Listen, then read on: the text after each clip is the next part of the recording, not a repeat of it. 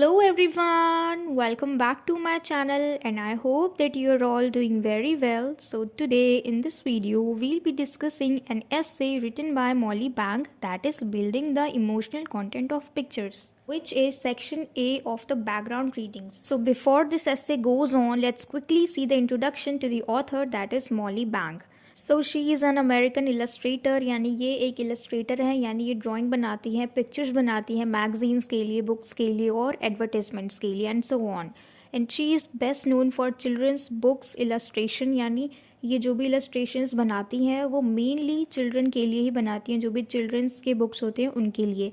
And she was born on 29th of December in 1943 and now she is 79 years old. So it is a little introduction to the author. अब हम एक बार देख लेते हैं कि इस पूरे essay में जो हमारी author है वो किस चीज़ के बारे में बात कर रही हैं. तो स्पेशली जो ऑथर है हमारी वो रीडर्स को बताना चाह रही हैं कि किस तरीके से जो अलग अलग शेप्स होती हैं, जैसे रेक्टेंगल हो गया, ट्रायंगल हो गया और स्क्वायर हो गया एंड सो ऑन, ये सारे शेप्स जो होते हैं वो किस तरीके से रीडर्स के दिमाग पे इम्पैक्ट करते हैं, उसको इमोशनली क्रिएट करते हैं, उसको अच्छा फील करवाते हैं, सैड फील करवाते हैं.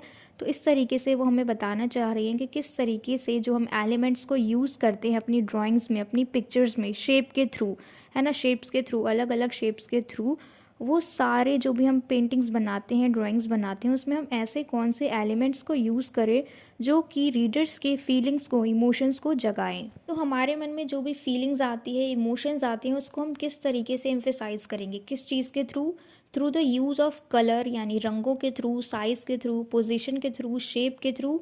ठीक है, ये सारी चीज़ें, एलिमेंट्स के क्या क्या साइज़ हैं, कलर हैं, शेप है, पोजीशन है, तो उससे हम अपनी फीलिंग्स को इन्वोक करेंगे. ठीक है, फॉर एग्ज़ाम्पल जब भी हम किसी पेंटिंग को देखते हैं, ड्राइंग को देखते हैं, बुक्स में जो भी चीज़ें बनी होती हैं, जब भी हम देखते हैं तो उससे हमारे माइंड पे बहुत ज़्यादा इम्पैक्ट पड़ता है. कभी अगर हमें वो चीज़ बहुत पसंद आ जाए, जो ड्राइंग बनी हुई है, जो पेंटिंग बनी हुई है, वो अगर हमें बहुत अच्छी लगने लग जाए, मान लो अगर वो नेचर की है, अगर आप नेचर लवर हो, और मान लो अगर आप एनिमल लवर हो, तो उसमें अच्छे से बनाई गई है सारी ड्राइंग्स, तो उसे देख के हमारे मूड पे ज़रूर इफ़ेक्ट पड़ता है, हम खुश हो जाते हैं. और अगर कोई चीज़ अच्छी नहीं है तो हम कहते हैं ना, क्या बना रखा है फूल और देखने में लग रहा है पता नहीं क्या ही होगा, है ना. तो इस तरीके से जो भी चीज़ें होती हैं, जो भी ड्राइंग्स होते हैं, पेंटिंग्स होती है, इन सब को देख के हमारा मूड एकदम से चेंज हो जाता है. अब वो किस तरीके से चेंज होता है, अगर अच्छा है तो हम खुश हो जाते हैं और अगर बुरा है तो फिर हमें सैड सा फील होने लग जाता है, हम इरिटेटेड फील करने लग जाते हैं. तो इसलिए हमारी ऑथर कह रही है कि हमारे बहुत सारे फीलिंग्स हैं, इमोशंस हैं, जिनसे कि इंसान यानी पीपल हर रोज़ इनकाउंटर करते हैं, कभी खुश हो जाते हैं, कभी सैड हो जाते हैं. तो जो चीज़, जो एलिमेंट को हम यूज़ करने वाले हैं, जिस चीज़ के थ्रू, यानी ये कुछ भी हो सकते हैं, जैसे शेप हो गया, साइज़ हो गया, कलर हो गया, पोजीशन हो गया. ठीक है, तो इन सारी चीज़ों को हम कैसे यूज़ करके एक ऐसा पिक्चर ड्रॉ करें जिससे कि रीडर का मन बिल्कुल खुश हो जाए, शांत हो जाए और उसकी जो फीलिंग्स हैं, इमोशंस हैं, वो एकदम से चेंज हो जाएं. ठीक है, अगर वो सैड है तो वो हैप्पी हो जाए. तो उस इस चीज़ पे मेन फोकस है हमारी ऑथर का. ठीक है, तो इतना हमें समझ आ गया, हमने इंट्रोडक्शन टू दी ऑथर देख लिया और इंट्रोडक्शन टू दी एस्से देख लिया. अब हम चलते हैं अपनी एस्से को शुरू करते हैं. तो एस्से के स्टार्टिंग में ही हमारी ऑथर जो है वो कहती हैं कि पिक्चर्स को कैसे क्रिएट किया जाए कि उसे रीडर के दिल में इमोशंस आए. ठीक है, उसके फीलिंग्स आए, इमोशंस जगे. तो इसमें हमें बताया गया है कि किस तरीके से एक इलस्ट्रेटर को जो पिक्चर्स बनाते हैं, ड्रॉ करते हैं, जिससे कि रीडर के दिल में इमोशंस आते हैं. ठीक है, उस पिक्चर्स को देख के. तो ये जो ऐसे हम रीड कर रहे हैं आज, ये मॉली यानी हमारी जो ऑथर है मॉली बैंग, इनकी बुक का फर्स्ट चैप्टर है जिसका नाम है building the emotional content of pictures in the first chapter.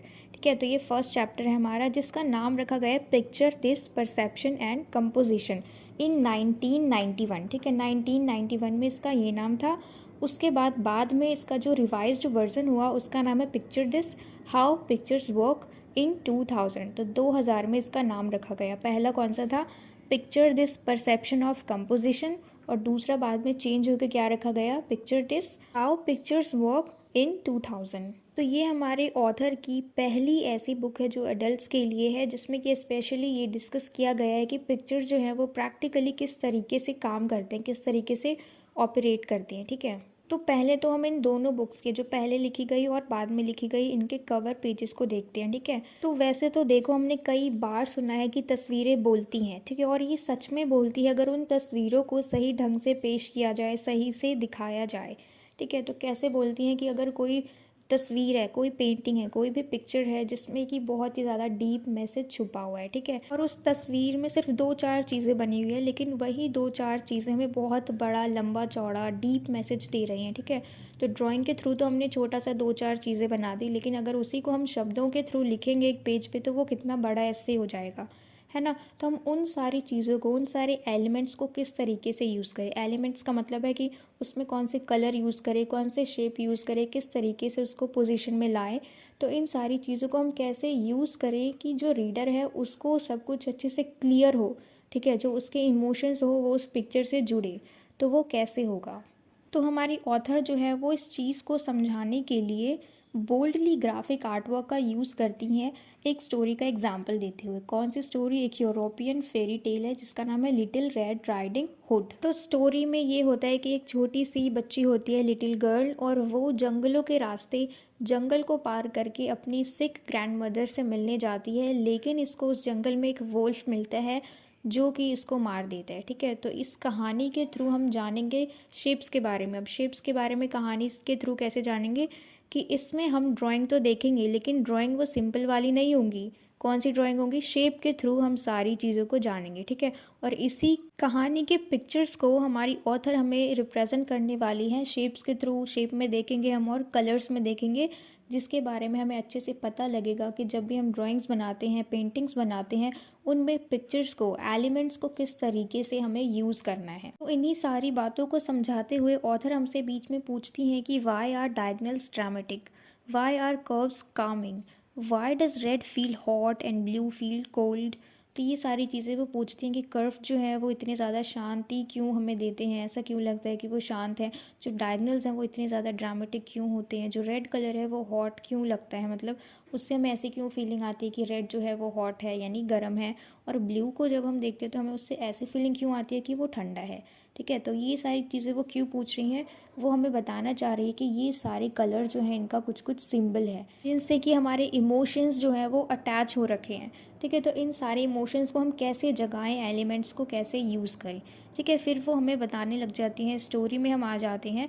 फिर वो कहती हैं कि कलर्स और शेप्स सबसे ज़्यादा बेसिक स्टेज होते हैं इलस्ट्रेशन के, ठीक है। जब भी हम कोई ड्राइंग्स बनाते हैं तो उसमें बेसिक चीज़ें क्या होती हैं? कलर्स और शेप्स। तो इसमें हम देखेंगे कि एक लार्ज सा ग्रे कलर का रेक्टेंगल है और उस रेक्टेंगल के अंदर एक ओवल शेप्ड वाइट कलर का बना हुआ है, ठीक है। और दूसरा हम देखेंगे कि एक रेड कलर का ट्राइंगल है जो कि बड़े से रेक्टेंगल के अंदर है। तो इसको हम शेप तो देख रहे हैं, लेकिन अगर हम शेप ना समझ के कुछ और समझे तो उस चीज़ को हम देख सकते हैं। अगर हम इमेजिन करें कि उसके अंदर रेड कलर का ट्राइंगल तो है, लेकिन क्या पता अगर हम उसको कुछ और समझते हैं, ठीक है।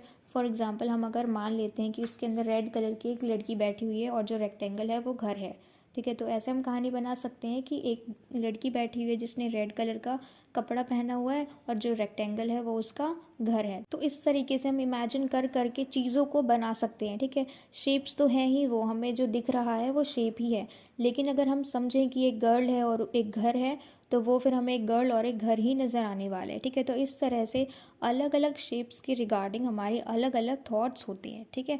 जैसे कि हम फॉर एग्जांपल के लिए ले लेते हैं एक ओशन है, ठीक है, बड़ा सा ओशन है, लेकिन वो सचमुच में ओशन नहीं है, हमने एक रेक्टेंगल बना दिया है और वो है ओशन, ठीक है। और उसके अंदर एक रेड कलर का ट्राइंगल है छोटा सा। तो हम देखो एक ट्राइंगल है छोटा सा और एक बड़ा सा ओशन है। तो ओशन कैसा शेप का है? वो है रेक्टेंगल, और उसके अंदर जो रेड कलर का ट्राइंगल है छोटा सा, हमने वो रख दिया, ठीक है। अब सारे लोगों के अलग अलग थॉट्स होंगे, अलग अलग परसेप्शन होंगे, तो वो क्या कहेंगे कि क्या पता ये कोई डूबता जहाज है और ये रेड कलर का जो ट्राइंगल दिख रहा है ये उसका ऊपरी हिस्सा हो। और किसी दूसरे ने देखा तो वो क्या पता ये कह दे कि ये एक वोल्केनो है जो कि ओशन के अंदर है, क्योंकि हमें क्या दिख रहा है? एक ओशन के अंदर रेड कलर का ट्राइंगल। तो उस ट्राइंगल को देख के हम कुछ भी इमेजिन कर सकते हैं, जैसे जहाज का, डूबते जहाज का ऊपरी हिस्सा, या फिर वोल्केनो हो, या फिर शार्क का फिन हो, या फिर सेलिंग बोट हो, एंड सो ऑन। तो ये सारी चीज़ें हम इमेजिन कर सकते हैं सिर्फ एक छोटे से रेड कलर के ट्राइंगल को देख के, और एक बड़ा सा रेक्टेंगुलर जिसको हम ओशन कह रहे हैं। तो इतना सबको क्लियर है। तो अब हम स्टार्ट करते हैं अपनी स्टोरी को, ठीक है, जिसका नाम है लिटिल रेड राइडिंग हुड।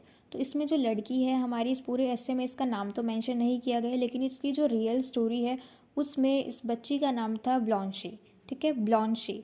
तो अभी हम यही देखेंगे कि ये जो बच्ची है इसको हम रियल में एक गर्ल नहीं दिखा रहे हैं, लेकिन जो हमारी ऑथर है उन्होंने इस कहानी को बताते हुए, ड्राइंग्स को यूज़ करते हुए यहाँ पे किसी लड़की का यूज़ नहीं किया है, बल्कि एक छोटे से ट्राइंगल का, रेड कलर का ट्राइंगल है उसका यूज़ किया है, और वही वो लड़की है। ठीक है, तो यहाँ पे बेसिकली हमें अपने माइंड का यूज़ करना है। जिस तरीके से हम बैठे बैठे आसमान में स्काइज़ को देख के अपने आप शेप्स बना देते हैं और कहते हैं वो उसका शेप पेड़ जैसा है, इसका शेप फूल जैसा है, ये तो एक ड्रैगन जैसा है, ये एक हाथी जैसा है।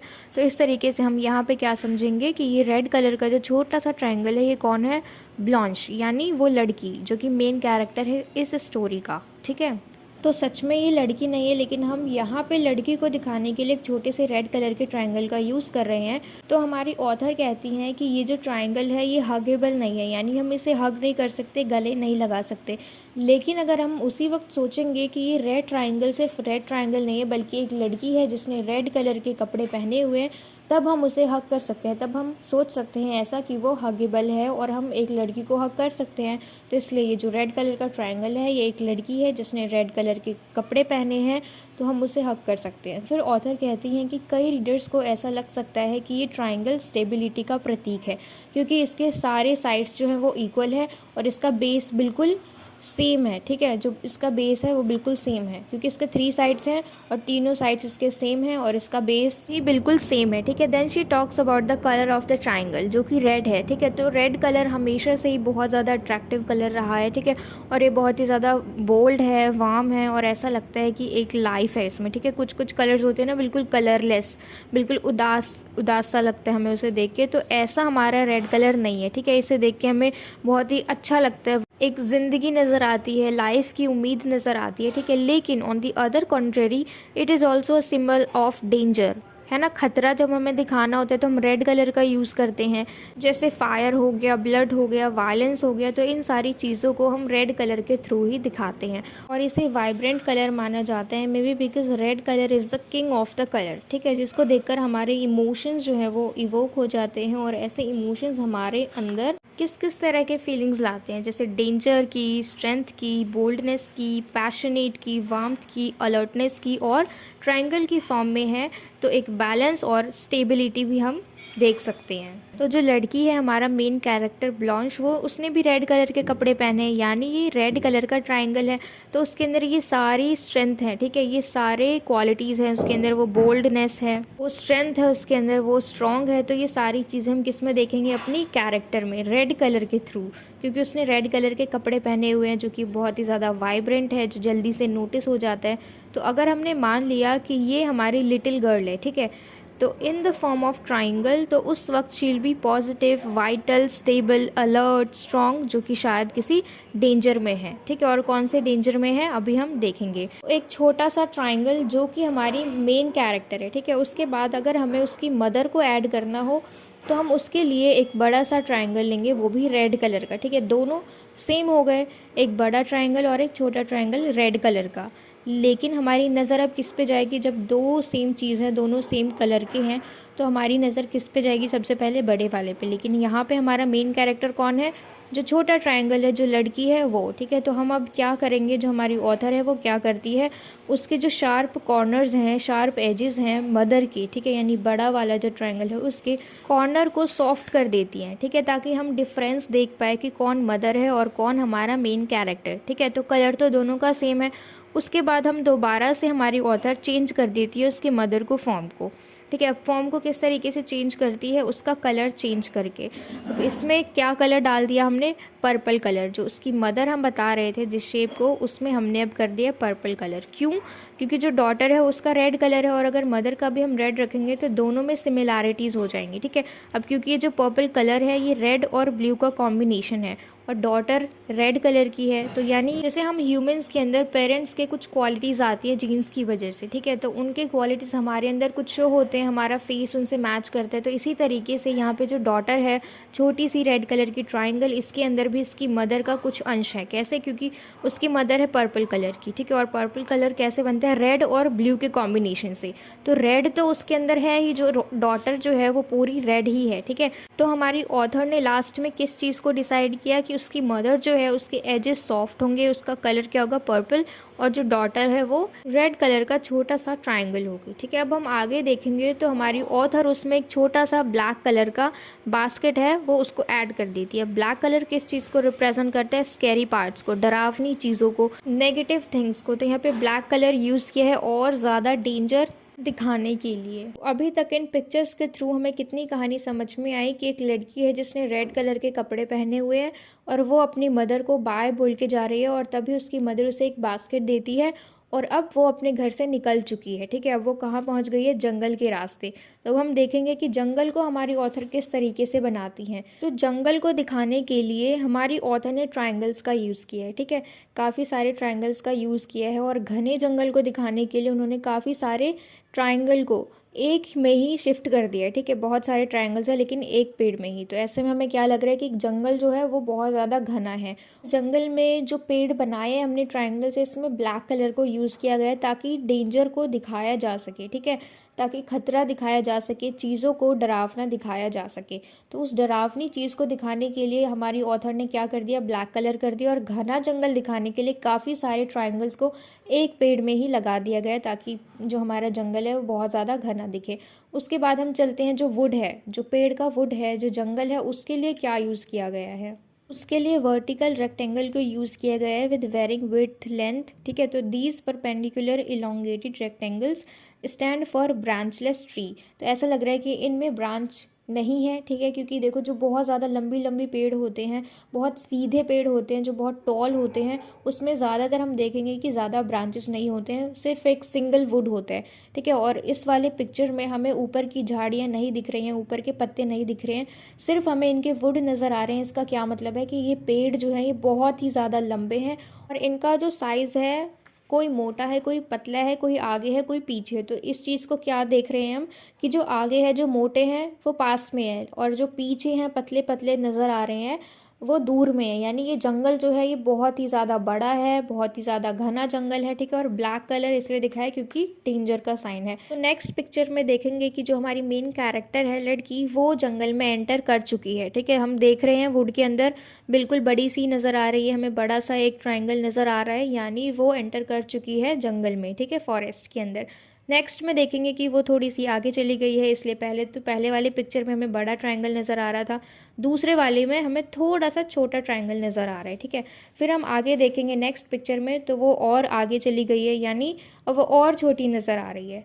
फिर हम देखेंगे नेक्स्ट पिक्चर में तो वो और ज़्यादा आगे चली गई, यानी और छोटी नज़र आ रही है। तो छोटी नज़र आने का क्या मतलब है कि वो जंगल के बिल्कुल भीतर चली गई है, बिल्कुल अंदर चली गई है, और ये जंगल इतना बड़ा है कि जो हमारी मेन कैरेक्टर है वो छोटी सी नज़र आ रही है, लेकिन ये जो इतना बड़ा फॉरेस्ट है, इतना स्कैरी फॉरेस्ट है, ये बहुत ही ज़्यादा बड़ा है, और हमारी छोटी सी प्रोटैगनिस्ट, हमारी छोटी सी जो कैरेक्टर है, मेन कैरेक्टर, वो अकेले इस जंगल में, डरावने जंगल में है। ठीक है, तो ये जो बड़ा सा जंगल है और हमारी छोटी सी प्रोटैगनिस्ट, ये जो छोटा सा ट्रायंगल है, ये किस चीज़ को शो कर रहा है कि ये बहुत ही ज़्यादा स्कैरी पार्ट में आ चुकी है इस स्टोरी के। ठीक है, अब हम नेक्स्ट पिक्चर में देखेंगे कि जो पेड़ हैं, जो वुड थे, पेड़ों के लंबे लंबे वुड थे, वो टेढ़े हो चुके हैं, यानी कुछ हलचल तो हो रही है इसके अंदर, यानी एक पेड़ टूट चुका है। अब यहाँ पे टूटने का क्या मतलब बनता है? कौन है इसके अलावा इस जंगल में?